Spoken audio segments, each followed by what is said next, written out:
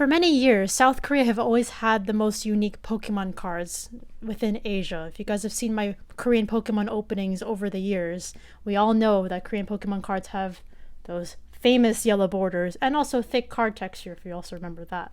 But things are about to change. So as of today, Pokemon Korea have actually announced a new product for the Scarlet and Violet era. It's not Scarlet and Violet EX just yet. It's actually the starter decks, featuring, of course, the starters and, of course, Lucario, Ampharos, and also Mimikyu EX.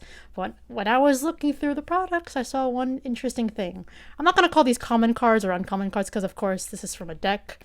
But basically, the non-EX cards have silver borders, as you can see on screen. This is also very interesting because if you guys have watched my recent openings, I did make an edit like a few videos ago where I did make a Korean card with silver borders, and I was like, imagine if this happened, right? Like, I thought it was really funny. So to actually see it in front of me right now, I feel like I've been hit by a train. It's just very interesting because I've been so used to opening Korean cards for many years, like with yellow borders. I'm not saying I've been opening it my whole life, just like maybe like half a decade back, but still, it's just crazy to see because I'd say Korean cards have definitely changed in quality, even since from X and Y to Sun and Moon to Sword and Shield. Of course, thankfully, the quality has gotten a lot better, but now to really see Korean cards step into this next stage, it's really wild. And, you know, going back on this too, I know a lot of people have also probably relied on the yellow borders to distinguish Korean cards from all the other Asian language cards. So if you really haven't at this point familiarized yourself with different Asian languages, this is the time to at least get a general idea of what they look like. You don't have to know what they say,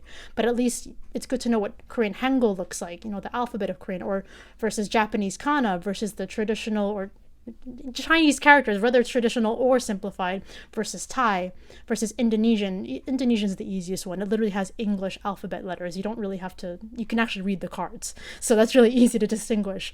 But I'm really talking like Korean versus everything else because you're not going to have that anymore. No more yellow borders. It's happened too many times where I've also seen lots of people selling cards in Korean or even other Asian languages, and they just put the language just completely wrong. I've seen Indonesian cards called Chinese cards. I've seen Korean cards called Japanese cards. It's humorous at the moment, but when it comes down to you actually purchasing or selling these cards, this can cause a lot of problem for the other person, whether they're the buyer or the seller, because you could think, oh, I'm going to buy an Indonesian card. Yes, at the back of my mind, it's probably the same quality as Japanese cards. Little do you know, it's Korean. You get it, and you're going to think it's fake.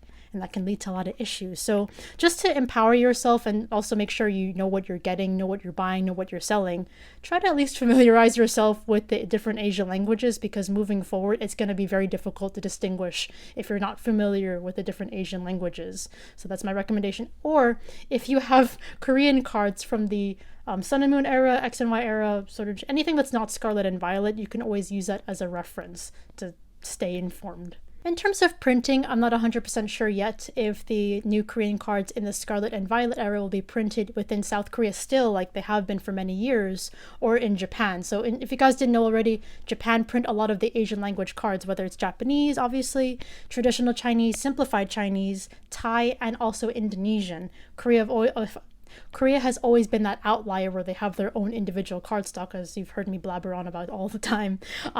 They're the ones with the really thick texture, yellow borders, international card backings, but that's pretty much anything that's not Japanese.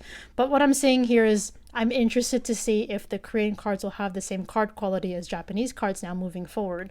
However, from a production standpoint and Pokemon's like perspective, that's going to be a bit of a headache if Japan have to carry all the printing for all of Asia, but also even English cards if that's happening too.